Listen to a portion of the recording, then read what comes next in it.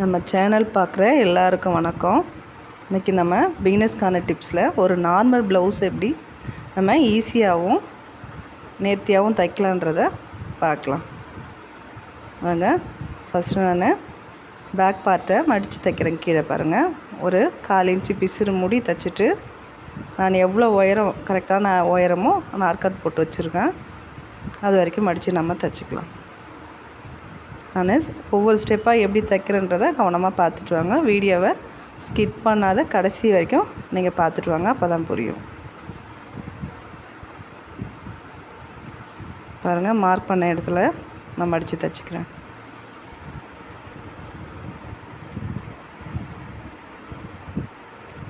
நீங்கள் இந்த ப்ளவுஸை தைச்சி முடிச்சுட்டு கடைசியாக பார்க்கும்போது பார்த்தீங்கன்னா ஒரு எக்ஸ்பீரியன்ஸான டைலர் தைச்ச மாதிரியே இருக்கும். இந்த ப்ளவுஸு நீங்கள் பிசுறு மூடி அழகாக பார்க்க ஒரு பிகினர்ஸ் தைச்ச மாதிரியே இருக்காது. நீங்கள் பிகினர்ஸாக இருக்கிறவங்க நான் ஒவ்வொரு ஸ்டெப்பும் எப்படி நான் தைக்கிறேன்றதை பார்த்து நீங்கள் அழகாக தைச்சி பாருங்கள். நான் ரெண்டாவதாக ஷோல்டர் 2 எதிர்பார்ட்டையும் எடுத்து ஷோல்டரு ஜாயின் பண்ணுறேன். பேக் தைச்சி முடித்தோடனே அந்த ஃப்ரண்ட்டை ஜாயின் பண்ணிக்கோங்க. இங்கே இது பொதுவாக பார்த்தீங்கன்னா டாட்லாம் பிடிச்சிட்டு தான் ஷோல்டர் ஜாயின் பண்ணுவாங்க. ஆனால் நான் ஷோல்டரை ஜாயின் பண்ணிவிட்டு தான் டாட் பிடிப்பேன். ஏன்னு பாருங்கள், பிகினர்ஸாக இருங்க நிறைய பேர் இந்த டாட் பிடிக்கிறத ஃப்ரண்ட்டு பேக் தெரியாமல் பிடிச்சிருவாங்க. அதே மாதிரி பார்த்தீங்கன்னா அக்கல் பகுதி பக்கமும் ஒன்று, ஃப்ரண்ட்டில் நெக் பகுதியில் ஒன்று பிடிச்சிருவாங்க. பிடிச்சிட்டு ஜாயின் பண்ணும்போது தான் தெரியும். அதை பிரித்து அப்புறம் தைக்க வேண்டியதாக இருக்கும். அதனால் நீங்கள் இந்த மாதிரி ஷோல்டரை 2வது ஷோல்டர் ஜாயின் பண்ணிக்கோங்க.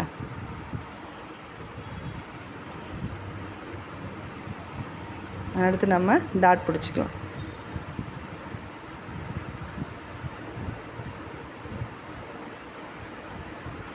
பாருங்கள், இந்த டாட் பிடிக்கிறத பார்த்தீங்க அப்படின்னா அழகாக ஆரம்பிக்கும்போது அந்த 1/4 இன்ச்சு 1/2 இன்ச்சு விட்றீங்க இல்லையா, அந்த துணியை கரெக்டாக பிடிச்சிட்டு வரும்போது நல்லா ஷார்ப்பாக கடைசி முடிக்கும்போது ஷார்ப்பாக முடிக்கணும். அப்போ தான் நம்மளுக்கு கப் சைஸ் நல்லாயிருக்கும், பார்க்குறதுக்கு கம்ஃபர்டபுளாகவும் இருக்கும். நீங்கள் 3/4 அளவுக்கு ஒரே அளவில் பிடிச்சிட்டு வந்து முடிக்கிறப்ப மட்டும் பிகினர்ஸாக இருக்கிறவங்க நிறைய பேர் இந்த தப்பாக பண்ணுவீங்க. அப்போ கப் ஷேப் வந்து சரியாக வராது. நீங்கள் ஒரு ஊசி மாதிரி ஷார்ப்பாக கொண்டு வந்து நிறுத்தணும். பாருங்கள், இந்த கப் ஷேப் எவ்வளோ அழகாக இருக்குது பாருங்கள். நம்ம டாட் பிடிக்கிற பகுதியை கணக்கோட நம்ம பிடிக்கிறது பெருசு இல்லை, முடிக்கும் போதும் ஃபினிஷிங்காக அழகாக முடிக்கணும். அப்போ தான் கப் ஷேப் அழகாக கிடைக்கும் நம்மளுக்கு.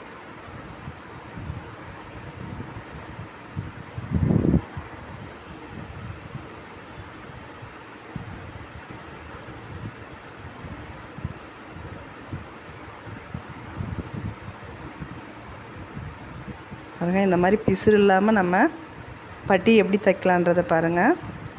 நான் பட்டியை வந்து கரெக்டான அளவு நம்ம ஹைட்டு சைஸ் எல்லாம் பார்த்து வெட்டி வைக்கணும்னு அவசியம் இல்லை. நான் ஒரு 2 பார்ட் அகலம் மட்டும்தான் கரெக்டாக எடுத்துப்பேன். நீங்கள் பட்டியை வந்து கரெக்டாக வெட்டி வைக்கணும்னு அவசியம் கிடையாது. பாருங்கள், அகலத்தை மட்டும்தான் நான் அளவு எடுத்துப்பேன், ஹைட்டெல்லாம் நான் அளவு எடுக்க மாட்டேன். பாருங்கள், ஜாயின் பண்ணும்போது அந்த எதிர்பக்கத்தில் ஒரு 1/2 இன்ச்சு பாருங்கள், 1/2 இன்ச்சு துணியை அந்த ஷேப் கூராக இருக்குது பாருங்கள், அந்த ஷேப்பை ஒரு 1/2 இன்ச்சு வெளியில் நீங்கள் விட்டுட்டு தைங்க. அதே மாதிரி கீழ்பார்ட்டையும் அதே மாதிரி வச்சு தைங்க. ஏன் அப்படின்னிங்கன்னா நம்ம தச்சு இப்படி திருப்பும்போது ஏற்ற இறக்கம் வரும் சேமாக வச்சா. இந்த மாதிரி ஒரு 1/2 இன்ச்சு தள்ளி வச்சு நீங்கள் தைச்சிங்க அப்படின்னா நம்ம திருப்பும்போது நேராக வரும். நம்ம பிசுறு இருந்தாலும் வெட்டிக்கலாம். நீங்கள் சேமாக வச்சிங்கன்னா உள்ளே தள்ளி வரும் உங்களுக்கு பட்டி. பாருங்கள், பிசுறு மூடி அடிச்சிட்டேன். இந்த வளைவில் சின்ன கட் பண்ணி கொடுத்துக்கோங்க, கட் பண்ணிவிடுங்க. பாருங்கள், ஒரு படிமான தையலை போட்டுருங்க.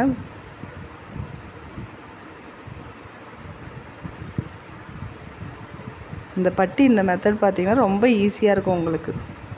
நீங்கள் சைட் ஜாயின் பண்ணும்போது நிறைய பேருக்கு இந்த ஏற்ற இறக்குன்ற பிரச்சனை நிறையவே வரும். ஆனால் இந்த மாதிரி நீங்கள் பட்டி தைக்கும்போது ஏற்ற இறக்குன்ற பிரச்சனையே வராது. பாருங்கள், பிசுரெல்லாம் ஒன்றுக்கு ஒன்றே நீங்கள் வெட்டி எடுத்துருங்க. அப்போ தான் அடுத்த ஸ்டெப் நம்ம தைக்கிறதுக்கு சரியாக இருக்கும்.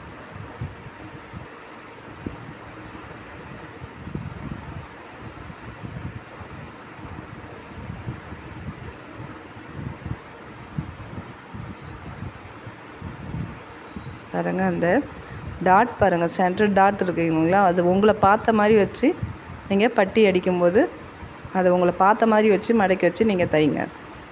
அப்போ தான் கப் ஷேப் வந்து ஃப்ரீயாக இருக்கும்.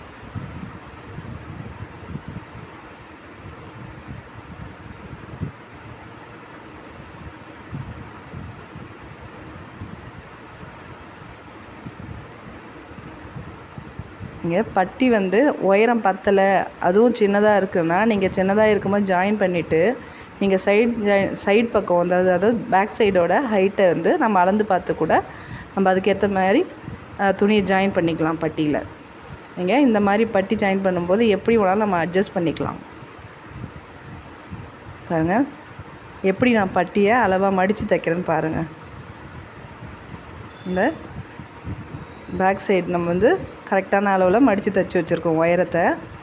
அந்த உயரத்தை வச்சு தான் நம்ம பட்டி ஜாயின் பண்ண பாருங்கள். பட்டியை கரெக்டான உயரத்துக்கு நம்ம அதை வச்சு அடையாளப்படுத்திட்டு தான் மடித்து தைக்க போகிறோம். இப்படி நீங்கள் வந்து அளவெடுக்கும்போது பார்த்தீங்கன்னா சைட் ஜாயின் பண்ணும்போது ஏற்ற இறக்கமே வராது.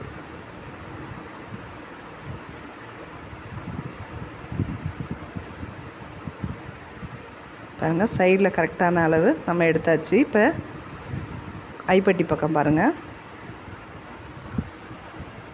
அளவு ப்ளவுஸை வச்சு நம்ம கொக்கிப்பட்டியாக இருந்தாலும் ஐப்பட்டியாக இருந்தாலும் இந்த ஹைட்டுக்கு நம்ம இதை எடுத்துக்கலாம். கழுத்துக்கு பீஸ் கொடுக்குற இடத்த மட்டும் நம்ம ஒரு 1/4 இன்ச்சு விட்டுட்டு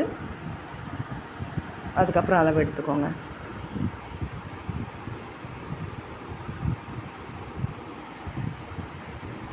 இப்போ பட்டியோட ஃப்ரண்ட் பார்ட்டோட முழு உயரமே நம்மளுக்கு கிடச்சிரும்.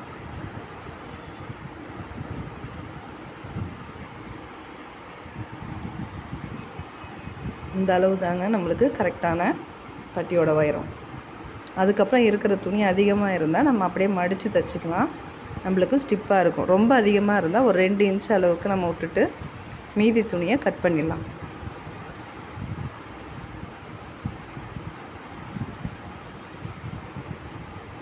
பாருங்கள் அந்த அர்க்காட் போட்ட இடத்துல இருந்து மடித்து நம்ம கரெக்டாக அடிச்சுக்கலாம். நீங்கள் 1 இன்ச்சுக்கு மேலே கூட மடித்து தைச்சிக்கலாம், உங்களுக்கு ஸ்டிப்பாக இருக்கும்.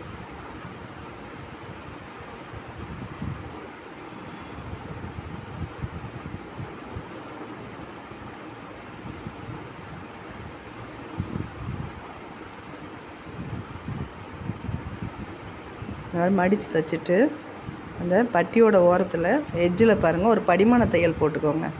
துணி நம்ம துவைச்சா கூட சுருண்டு வராது, இந்த மாதிரி ஸ்டிப்பாகவே இருக்கும்.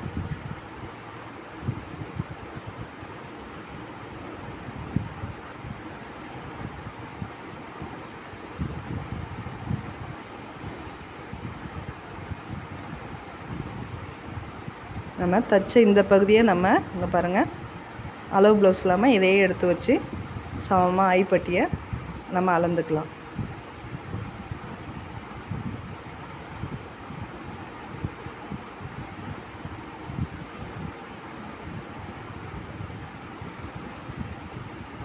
அந்த பட்டி எப்படி மடித்து தைச்சோமோ அதே மாதிரி அளவு வச்சு நம்ம மடித்து தைச்சிக்கலாம். நம்மளுக்கு ஈஸியாக முடிஞ்சிருங்க. நிறைய அளவு எடுக்கணும்னு அவசியமே இருக்காது. நீங்கள் இந்த மெத்தடில் தைச்சி பாருங்கள். பாருங்கள் எவ்வளோ சூப்பராக பட்டி வந்திருக்கு பாருங்கள். இப்போ நம்ம ஐப்பட்டியும் கொக்கிப்பட்டி எப்படி தைக்கலான்றதை பார்க்கலாம். ஐப்பட்டி பார்த்திங்கன்னா எப்பொழுதும் கொக்கிப்பட்டியோட பெருசாக தான் இருக்கும். இந்த ஐப்பட்டியில் 3/4 பங்கு கொக்கிப்பட்டி இருக்கும். அந்த மாதிரி வெட்டிக்குவோங்க. இப்போ நான் கொக்கிப்பட்டி வைக்க போகிறேன் பாருங்கள். கொக்கிப்பட்டி வைக்கிறதுக்கு முன்னாடி நம்ம ஃப்ரண்ட்டு கழுத்தை பாருங்கள் அளந்து எடுத்துக்கோங்க. ஏன்னா கழுத்து லூஸாக இருந்தாலும் இல்லை பத்தலைனாலும் நம்ம இப்பயும் அட்ஜஸ்ட் பண்ணிக்கலாம். பாருங்கள் கரெக்டான அளவில் இருந்து சும்மா ஒரு 1/4 இன்ச்சை விட கம்மியாகவே நம்மளுக்கு அதிகமாக இருக்குது. இதை இந்த மாதிரி கட் பண்ணி எடுத்துருங்க. நம்ம தைச்சி முடிச்சுட்டு அதுக்கப்புறம் நீங்கள் கழுத்து அளவு பார்த்து ஒன்றும் பண்ண முடியாது, ஆல்ட்ரு பண்ண முடியாது. நீங்கள் இந்த மாதிரி தைக்கும்போதே ஒவ்வொரு பார்ட்டப்பையும் அளவு எடுத்துக்கலாம்.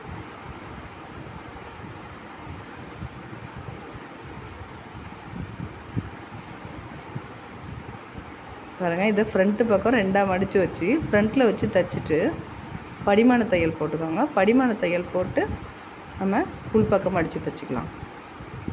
ரொம்ப ஈஸியாக முடிஞ்சிடுங்க. 2ஆக இது மாதிரி மடித்து வச்சு தைக்கும்போது ஒரே வேலையாக முடிஞ்சிடும்.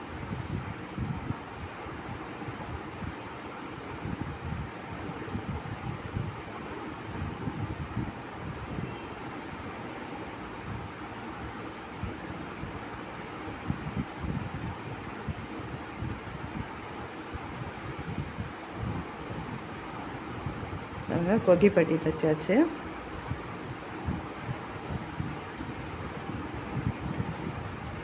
இப்போ ஐப்பட்டி பாருங்கள், கொக்கிப்பட்டி மேல் பக்கம் வச்சு தைச்சிட்டு உள்பக்கம் மடிச்சிட்டோம். இந்த ஐப்பட்டி பார்த்திங்க அப்படின்னா பாருங்கள், இந்த பக்கமும் நான் கழுத்தை அளவு எடுத்துக்கிறேன். கரெக்டாக அந்த ஷோல்டர் பாருங்கள், ஷோல்டர் பகுதியிலேருந்து நம்ம ஃப்ரண்ட்டில் அளவு எடுத்து பாருங்கள்.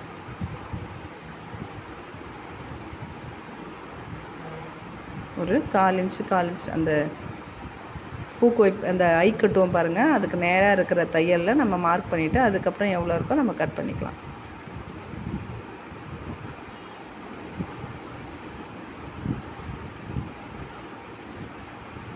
பாருங்கள், இதை பேக் சைடில் வச்சு அடித்து ஃப்ரண்ட்டில் திருப்பி மடித்து தைக்கணும். கொக்கி பட்டி பார்த்திங்கன்னா ஃப்ரண்ட்டில் வச்சு பேக்கில் மடித்து தைக்கணும். ஆப்போசிட்டாக தைக்கிற மாதிரி இருக்கும்.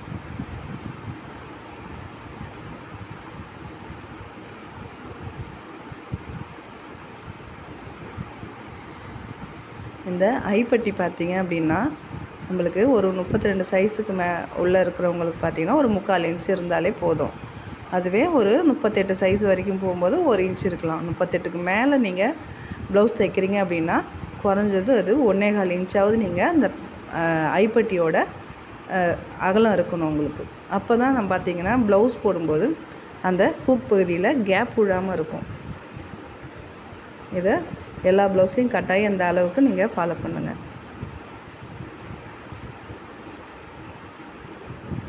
அங்கே 2 தையலாக பக்கத்தில் ஒரு தையல் போட்டுக்கோங்க. 2 தையலாக போடும்போது நம்ம கொக்கியை போட்டும்போது பிஞ்சு போகாமல் இருக்கும். 2 தையல் ஸ்ட்ராங்காக நீங்கள் போட்டுக்கணும்.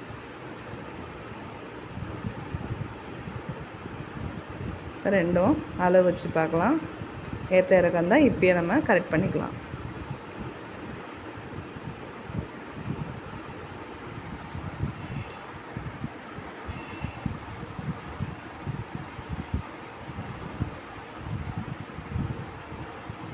இப்போ நம்ம கை ஜாயின் பண்ணலாம். கை ஜாயின் பண்ணுறதுக்கு முன்னாடி பார்த்திங்கன்னா இப்போ கையை நம்ம அளவு எடுத்துக்கணும். அதாவது ப்ளவுஸோட பாடி பகுதியோட, அதாவது ஆம்ஹோல், அந்த ஆம்ஹோலும் கை நம்ம வெட்டின அந்த ஆம்ஹோல் சைடும் கரெக்டாக இருக்கான்னு பார்த்துக்கோங்க. பத்தலை அப்படின்னா நம்ம ஒரு சின்ன பீஸ் கொடுத்து தைச்சிக்கலாம். இது நேர் தையல் ஏற்றும்போது இது கட்டாயம் நீங்கள் பார்க்கணும். நம்ம ரவுண்டாக கையை ஏற்றும்போது இது மாதிரி ரொம்ப கரெக்டாக துணி இருக்கணும்னு அவசியம் இல்லை. நம்ம கையை ஏற்கனவே சரியான அளவு அடிச்சுட்டு தான் நம்ம கை ஜாயின் பண்ணுவோம். அதனால் இந்த அளவு கரெக்டாக இருக்கணும்னு அவசியம் இல்லை. ஆனால் நேர் கை ஏற்றும்போது நீங்கள் ஆம்ஹோலோட சைஸுக்கு அந்த கை சைஸும் கரெக்டாக இருக்கான்னு பார்த்து தான் நீங்கள் ஏற்றணும். இல்லைன்னா கம்மியாக இருந்தால் ஒரு பீஸ் கொடுத்து தைச்சிக்குங்க.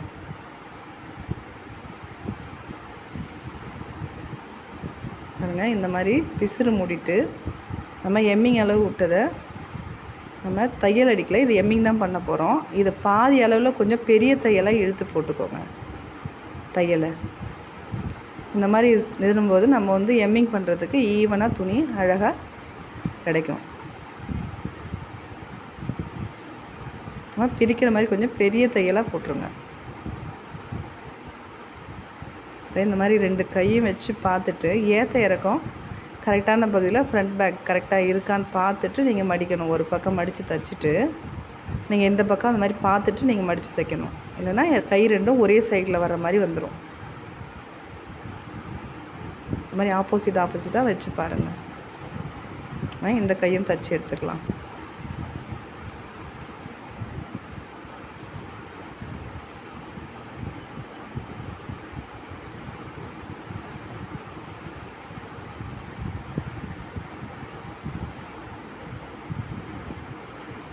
ஒரு எக்ஸ்பீரியன்ஸ் டெய்லர் டக்குன்னு தைச்சி எடுத்துப்பாங்க. அளவு உங்களுக்கு கரெக்டாக தெரியும். ஆனால் பிகினர்ஸாக இருக்கிறவங்க இந்த மாதிரி தச்சுட்டு பிரிக்கணுமேன்னு பால் மாறாமல் நீங்கள் தையலை போட்டு எடுத்துக்கோங்க. நம்ம எம்மிங் பண்ணும்போது அதை எம்மிங் பண்ணிவிட்டு பிரித்து விட்டுக்கலாம். பாருங்க, ஜாயின் பண்ணுறதுக்கு முன்னாடி கையோட உயரத்தை மறுபடியும் செக் பண்ணிக்கலாம். அது கரெக்டாக இருக்குது. தையலுக்கு எக்ஸ்ட்ரா துணியோட கரெக்டாக இருக்குது.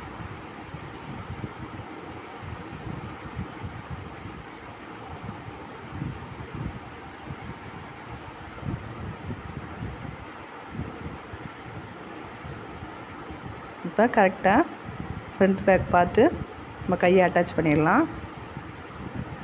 பாருங்கள், நம்ம ஏற்கனவே அர்க்கால் வச்சுருக்கோம்.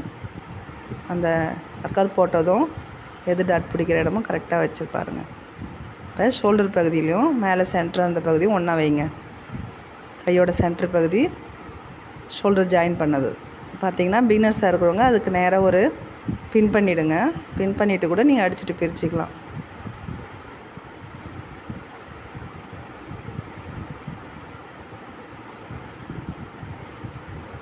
இங்கே சென்டரில் அந்த ஷோல்டர் ஜாயின் பண்ணதும் அந்த நம்ம கைக்கு அளவு அளந்து பாருங்களா, அங்கே ஒரு அர்க்கால் போட்டிருப்போம். அது ரெண்டையும் ஒன்றா வச்சுட்டு நம்ம அக்கிள் பகுதி வரைக்கும் பிடிச்சி பார்த்தோம்னா நம்மளுக்கு அளவு கரெக்டாக தெரிஞ்சிடும். அதில் தான் நீங்கள் அடிக்க ஆரம்பிக்கலாம்.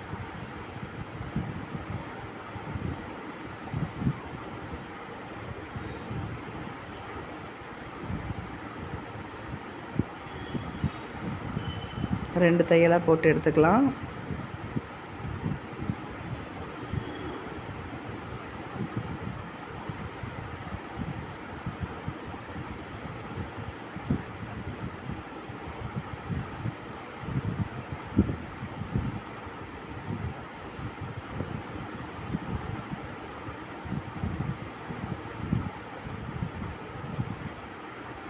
பாருங்கள், இந்த கையும் நம்ம அதே மாதிரி பாருங்கள் அளவு எடுத்துக்கலாம். பாருங்கள், சென்டரில் வச்சு பார்த்துட்டு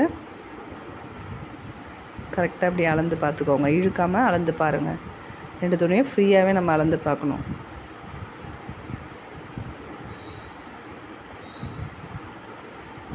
இந்த மாதிரி மிஷினில் அடிக்க வரல அப்படின்னா பிகினர்ஸாக இருக்கிறவங்க கை ஊசி எடுத்து அப்படியே டேக் பண்ணிவிட்டு அதுக்கப்புறம் கூட மிஷினில் வச்சு அடிச்சுக்கோங்க. சுருக்கம் இல்லாமல் வரும் உங்களுக்கு.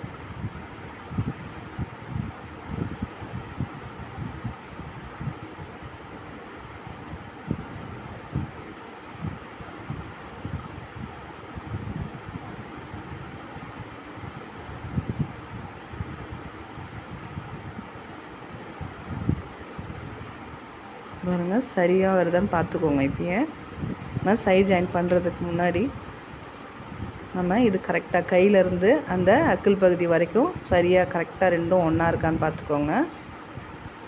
அந்த அக்கிள் பகுதியிலேருந்து இடுப்பு பகுதி வரைக்கும் சரியாக இருக்கான்னு பார்த்துக்கோங்க. தனித்தனியாக அளந்து பாருங்கள். நேராக வச்சுட்டு நம்ம சரியாக இருக்கான்னு பார்க்கக்கூடாது.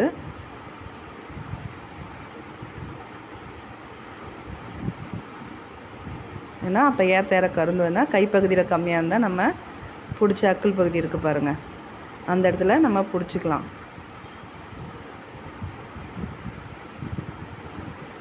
இப்போ சைட் ஜாயின் பண்ணுறதுக்கு ஈஸியாக இருக்கும் நம்மளுக்கு. இந்த மாதிரி நீங்கள் பட்டி வைக்கும்போது தான் உங்களுக்கு ஏற்ற இறக்கம் இல்லாமல் அழகாக கிடைக்கும். பாருங்கள், இந்த மாதிரி நிற்கலன்னா நீங்கள் பிகினர்ஸாக இருக்கிறவங்க பின் பண்ணிவிட்டு அதுக்கப்புறம் அளவு எடுக்க பாருங்கள். பாருங்கள், கையோட சுற்றளவு மார்க் பண்ணிக்கிறேன்.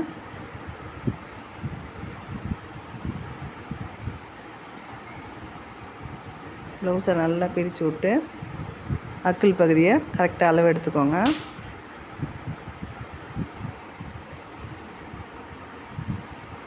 இப்படி அளவு எடுத்துட்டு ஒரு ஸ்கேலை வச்சு கரெக்டாக அக்கிள் பகுதிக்கும் கையோட சுற்றளவுக்கும் ஒரு கோடு போட்டுக்கோங்க. நீங்கள் கையால் கோடு போட்டிங்க அப்படின்னா கொஞ்சம் உள்பக்கம் பெண்டாக வர மாதிரி வரும். அது கையை நம்ம போடும்போது முறுக்கி தெரியும். நீங்கள் இந்த மாதிரி ஸ்ட்ரைட்டாக கோடு வச்சு ஸ்கேல் வச்சு கோடு போட்டுக்கோங்க. நான் கை வரைக்கும் தான் வரைஞ்சிருக்கேன். அதுக்கப்புறம் தனியாக அளவிடுங்க. இப்போ இந்த கொக்கிப்பட்டி பகுதி பாருங்கள், கரெக்டாக அந்த மார்பு சுற்றளவு கரெக்டாக இருக்கான்னு பார்த்துங்க. ஃப்ரண்ட்டில் வச்சு நம்ம அக்கிள் பகுதியில் வச்ச அந்த மார்க்கும் இந்த மார்பு சுற்றளவு மார்க்கும் ஒன்றா இருக்கணும்.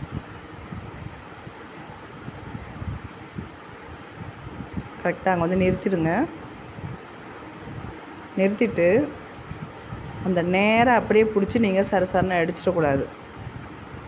நீங்கள் அந்த ஆம்ஹோல் பகுதி பாருங்கள், அந்த கைப்பகுதியை கொஞ்சம் மேலே இழுத்து விட்ட மாதிரி தைக்கும்போது நீங்கள் தனியாக கை ஜாயின் பண்ணுவீங்களா, அந்த மாதிரி ஒரு வளைவு கொடுக்கும் நம்மளுக்கு. நீங்கள் நேராக வச்சு அந்த மாதிரி அடிக்கக்கூடாது. அதுக்கப்புறம் நீங்கள் இடுப்பு பகுதியை அளந்துட்டு அங்கேருந்து ஸ்கேலால் மறுபடியும் ஒரு கோடு போடுங்க.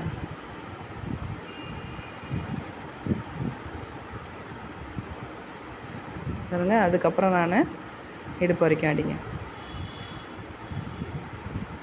நீங்கள் நேராக கையில் வச்சுட்டு மார்க் பண்ணிவிட்டு நேராக கையிலேருந்து நேராக இடுப்பு வரைக்கும் அடிக்கக்கூடாது. அந்த அக்கிள் பகுதியில் வந்து ஒரு பெண்டுக்கு நிறுத்திட்டு இழுத்து விட்டுட்டு கையை இழுத்து விட்டுட்டு மறுபடியும் நீங்கள் அடிக்க ஆரம்பிக்கணும். அப்போ தான் நம்மளுக்கு ஃப்ரீயாக இருக்கும். பாருங்கள், ஒரு 3 தையல் போட்டு எடுத்துக்கோங்க.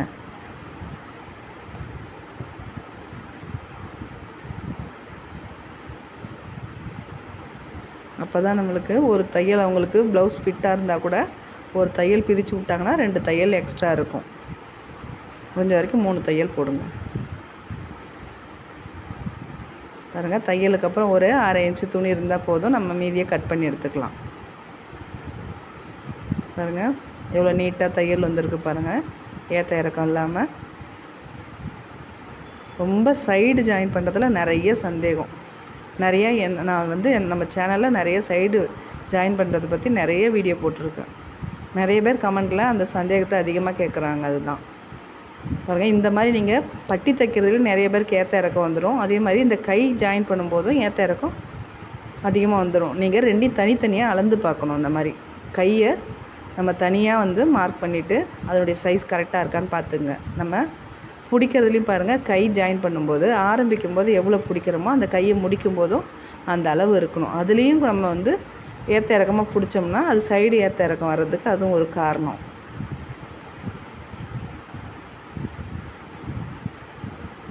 நம்ம நேராக வச்சு நம்ம அடிக்கும்போது துணியை வந்து நம்மளுக்கு அக்கிள் பகுதியில் இழுத்து பிடிக்கும். இந்த மாதிரி வந்து அக்கிள் பகுதி வரைக்கும் விட்டுட்டு இழுத்து விட்டுட்டு துணியை அதுக்கப்புறம் அடிச்சிங்க அப்படின்னா உங்களுக்கு ஃப்ரீயாக இருக்கும்.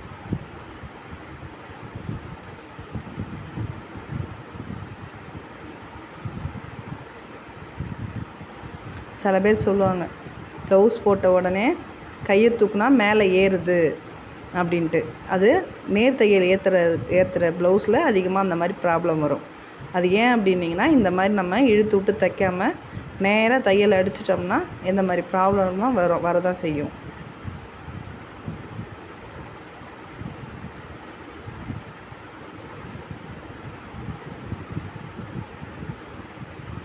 இந்த ப்ளவுஸை முழுசாக தைச்சிட்டு பாருங்கள், நம்ம பிகினர்ஸ் தைச்ச மாதிரியே இருக்காது, அவ்வளோ சூப்பராக இருக்கும். ஒரு பெரிய டைலர் தைச்ச மாதிரியே ப்ளவுஸ் அழகாக ஃபினிஷிங்காக இருக்கும்.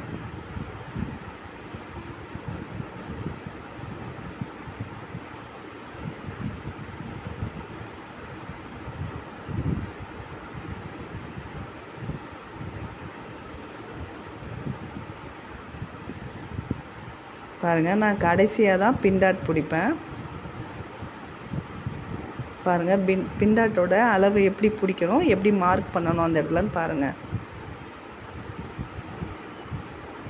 இப்போ உங்களுக்கு இங்கே பாருங்கள், ஒரு 2 இன்ச் அளவுக்கு துணி மீந்திருக்கு இடுப்பு பகுதி.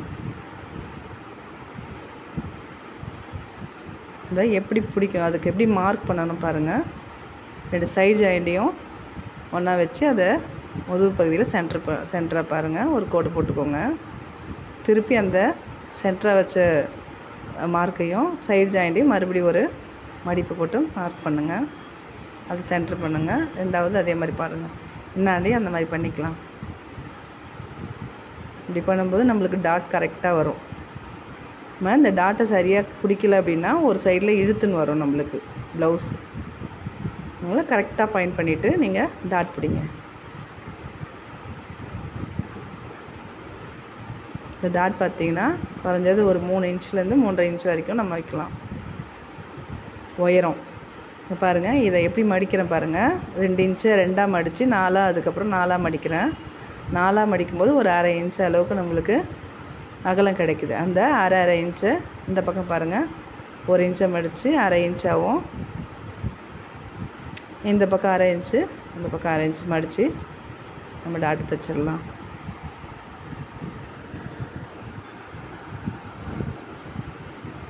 ஈஸியாக நம்ம ஒவ்வொன்றுத்துக்கும் அளவு எடுத்தால் தான் நம்ம தப்பு இல்லாமல் பிரித்து தைக்காமல் அழகாக தைச்சிடலாம்.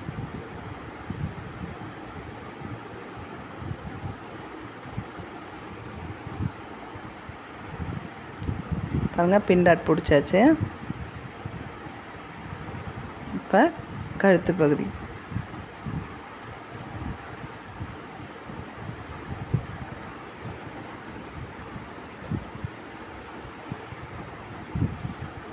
இப்போ ப்ளவுஸ் கழுத்து எடுத்ததுக்கு முன்னாடி மறுபடியும் நம்ம இந்த முதுகு பகுதி கரெக்டாக இருக்கான்னு பார்த்துக்கோங்க.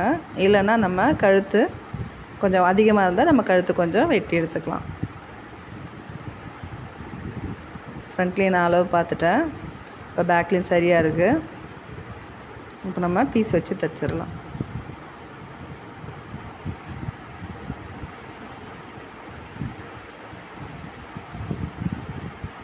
பாருங்கள், நல்ல கிராஸ் பீஸாக நீங்கள் வெட்டி வச்சுருக்கணும். ரவுண்ட் நெக்கு மட்டும், அப்போ தான் சுருக்கம் இல்லாமல் வரும்.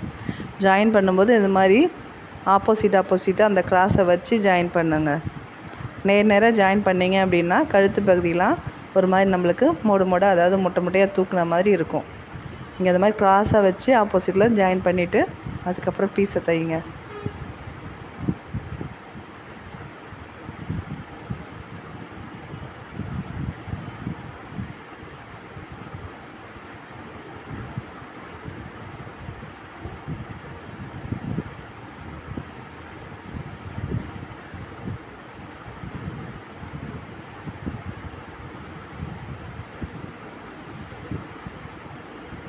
பாருங்கள், இந்த மாதிரி ஜாயின் பண்ணிவிட்டு சைடில் சின்ன சின்ன பீஸ் இருக்கும், அதை அப்படியே வெட்டி எடுத்துக்கோங்க. எக்ஸ்ட்ரா வெளியே நீட்டி இருக்கிற பீஸ்லாம் கட் பண்ணி எடுத்துருங்க.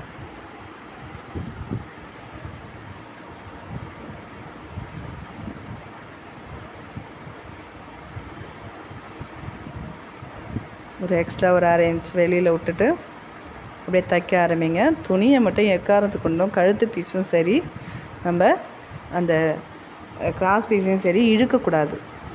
சேமாகவே அப்படியே ஃப்ரீயாக வச்சு அடிங்க. அதே மாதிரி அந்த ஷோல்டர் பகுதி வரும்போது பேக் சைடில் இழுத்து விட்டுட்டு அடிங்க, ஃப்ரண்ட்டில் வரக்கூடாது.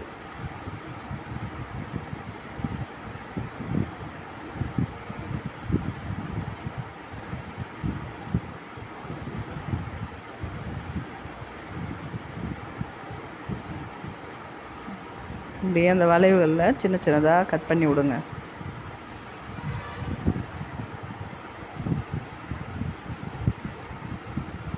தையலை கட் பண்ணிடாத கிராஸாக கட் பண்ணுங்கள். நேராக கட் பண்ணக்கூடாது, கிராஸாக கட் பண்ணி விடுங்க.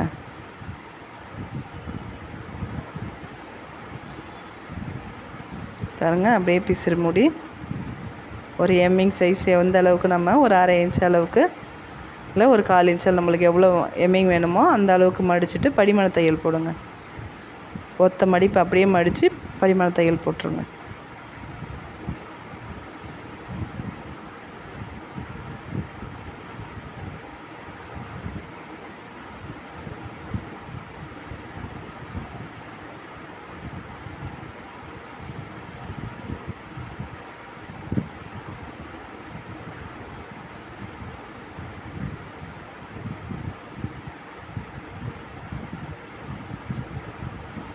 ஒரே லெவலாக இருக்கணும். நம்ம மடித்து அடிக்கிறது எம்மிங் போடுறோம் அப்படின்னா ஒரே லெவல் ஆரம்பிக்கும் போது எப்படி இருக்கோ அதே மடிப்பு இருக்கணும் நம்மளுக்கு.